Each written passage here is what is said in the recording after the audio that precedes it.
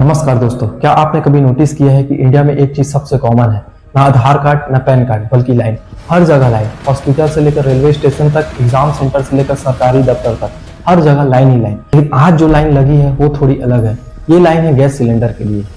आज मई 2026 की रियलिटी ये है कि एलपीजी सिलेंडर का ऑफिशियल प्राइस 900 से 950 के आसपास है और कमर्शियल सिलेंडर की प्राइस बढ़कर 3000 से 3500 तक हो गई है। लेकिन ग्राउंड पर कहानी कुछ और है। लोग एक दो दिन नहीं बल्कि 30 से 35 दिन तक वेट कर रहे हैं। रेस्टोरेंट को पूरी सप्लाई नहीं मिल रही है और कुछ जगहों पर सिलेंडर 4000 से 5000 तक ब्लैक में बिक रहा है। सोचो, मोबाइल से 1 सेकंड में सिलेंडर बुकिंग हो जाती है, लेकिन आज सिलेंडर के लिए आदमी को लाइन में खड़ा होना पड़ रहा है। और सबसे शॉकिंग बात, ये प्रॉब्लम इंडिया के अंदर से नहीं आई है। इसकी शुरुआत हुई है हजारों किलोमीटर दूर ईरान से। आज की वीडियो में हम समझेंगे ये वार वहां हो रहा है, लेकिन उसका असर आपके किचन पर कैसे हो रहा है, आपके किचन तक कैसे पहुंच रहा है। वीडियो एंड तक जरूर देखना, क्योंकि लास्ट में एक ऐसी रियलिटी है जो आपको सिस्टम के बारे में सोचने पर मजबूर कर देगी। दोस्तों, अभी जो सिचुएशन है वो सिर्फ टेंशन नहीं है, ग्राउंड पर कॉन्फ्लिक्ट चल रहा है। ईरान और इसराइल यूएस के बीच डायरेक्ट और इनडायरेक्ट अटैक्स हो रहे हैं। पूरा मिडिल ईस्ट रीजन अनस्टेबल हो चुका है और पूरी इस स्टोरी का सेंटर पॉइंट है स्ट्रेट ऑफ हॉर्मुज। ये एक ऐसा सी रूट है जहां से दुनिया का लगभग 20% ऑयल पास होता है। अब समझते हैं कि ग्राउंड रियलिटी पर क्या हो रहा है, यानी कि स्ट्रेट ऑफ हॉर्मुज पर क्या हो रहा है।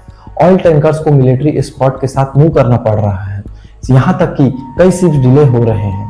इंश्योरेंस कॉस्ट 2 से 3 गुना बढ़ चुका है। कुछ शिपमेंट टेम्पररी रोक दिए गए हैं, मतलब सप्लाई बंद नहीं हुई है, लेकिन स्मूथ सप्लाई टूट गई है। और ग्लोबल सिस्टम में सबसे बड़ा रूल है supply slow plus demand same, यानी प्राइस हाई। यानी कि अगर सप्लाई स्लो हुई और डिमांड सेम रहा तो प्राइस का हाई होना निश्चित है। इसी वजह से ग्लोबल ऑयल और एलपीजी मार्केट में प्रेशर आ चुका है। लेकिन दोस्तों, ये सब सुन के आप सोच रहे होंगे वार वहां हो रहा है तो प्रॉब्लम यहाँ क्यों। सच यही है कि इसका डायरेक्ट कनेक्शन आपके सिलेंडर से है और यहाँ से स्टोरी सीरियस हो जाती है। इंडिया दुनिया का 3rd लार्जेस्ट ऑयल इंपोर्टर है। हम अपनी जरूरत का लगभग 85% क्रूड ऑयल इंपोर्ट करते हैं। एलपीजी का भी 50 से 60% हिस्सा बाहर से आता है। मतलब मिडिल ईस्ट में प्रॉब्लम हुई तो इंडिया में उसका इंपैक्ट रोका नहीं जा सकता।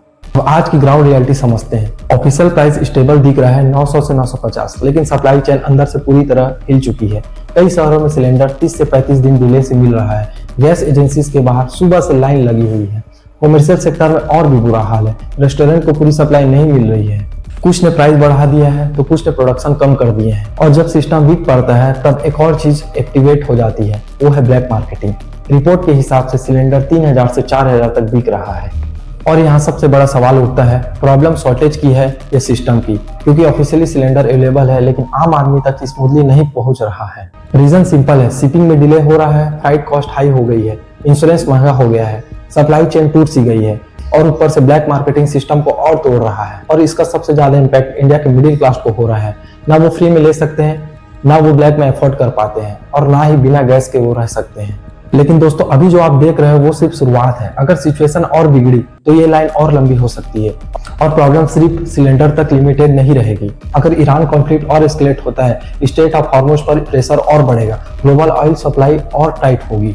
और फिर क्या होगा? सिलेंडर की प्राइस 1000 से 1200 या उससे ज्यादा भी हो सकती है। डिलीवरी और स्लो हो जाएगी। लेकिन असली इंपैक्ट यहाँ नहीं है। अगर गैस महंगी हुई तो ट्रांसपोर्ट महंगा हुआ और ट्रांसपोर्ट महंगा हुआ तो फूड महंगा हुआ, यानी कि सब्जी, दूध, राशन सब महंगा हो जाएगा। आरबीआई भी ये मान चुका है कि फ्यूल प्राइस डायरेक्टली इन्फ्लेशन को पुश करते हैं।